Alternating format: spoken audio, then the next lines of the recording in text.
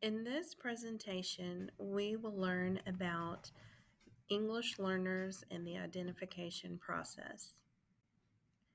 We will talk about the definition of an English learner, home language surveys, language indicator and interpreters, timeline and flowchart, and screening of potential English learners.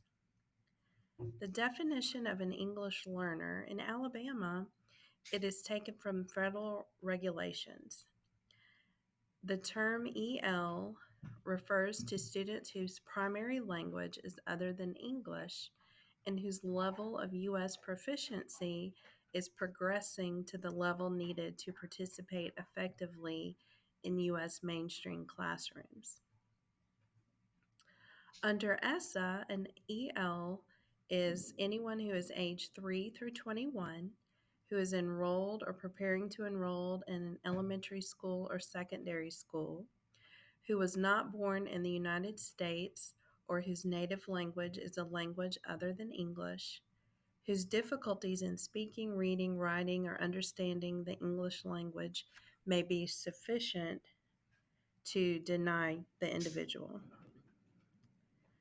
ELs must be identified at the time of enrollment through a home language survey. This survey is a requirement for every student entering Alabama schools. If this home language survey indicates the use of another language other than English, the student is considered a potential EL, and a screener must be used to determine the student's proficiency level. Home language surveys are available in many languages. If you are unsure of which language is spoken, you can refer to the language chart indicator. This is a chart that I downloaded from the Transact website, and it is also available on the Autauga County Schools ESL webpage.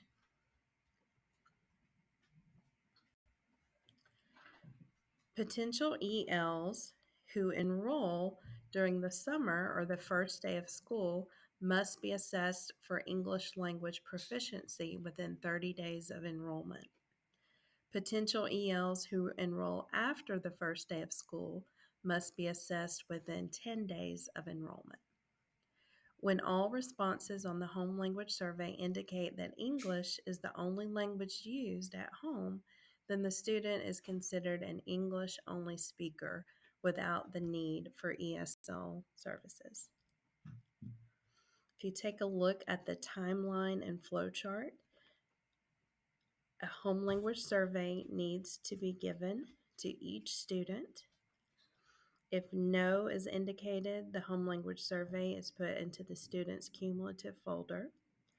If yes is indicated, you need to make 2 copies of the student's home language survey. A copy is given to the school's EL contact, and a copy is given to the district's EL specialist.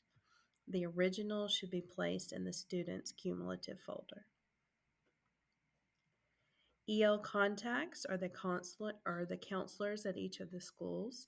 They are the ones who are responsible for screening potential English learners. When new students to our schools are registering, you may see, especially from another U.S. school, please check their withdrawal paperwork from their previous school for any EL test scores. Test names vary by state, but some of the most common are WIDA Screener, WIDA Access, WIDA Model, WAPT. Also, make note when students withdraw from our school system, their future school will need copies of their EL test scores and EL status.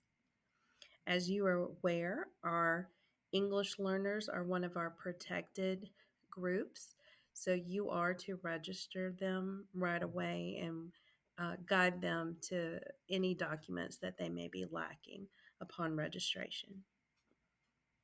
Screening potential English learners. These are the tests that are given depending on the grade level.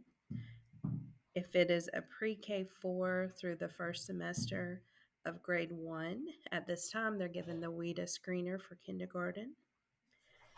Students in the second semester of grade 1 through 12th grade are given the WIDA screener. Please note the test administrators for each of these screenings must be qualified to administer these state-approved screening instruments. There are classes and tests that they must pass in order to be certified to give these tests.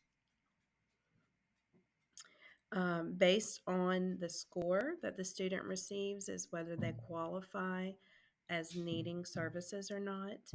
If they are given the screener for kindergarten, if it's less than a 4.5, they will qualify. If it's 4.5 and above, they do not qualify. If the student is given the WIDA screener, if they receive a score of less than 5.0, they do not, or they do qualify, excuse me. And if they receive a score of 5.0 or above, they do not qualify as an English learner. More information is available. I do have some links here if you want to look at the flow chart of procedures. All of these are links that you can click on. Here's our Autauga County Schools EL District Plan and Guidebook, which is a little more thorough. We also have the State Department Student Assessment Resource Guide for ELs, which is even more thorough and contains more information. If you need additional information, please do not hesitate to contact me. Here's my email address, and you can also check out our ESL webpage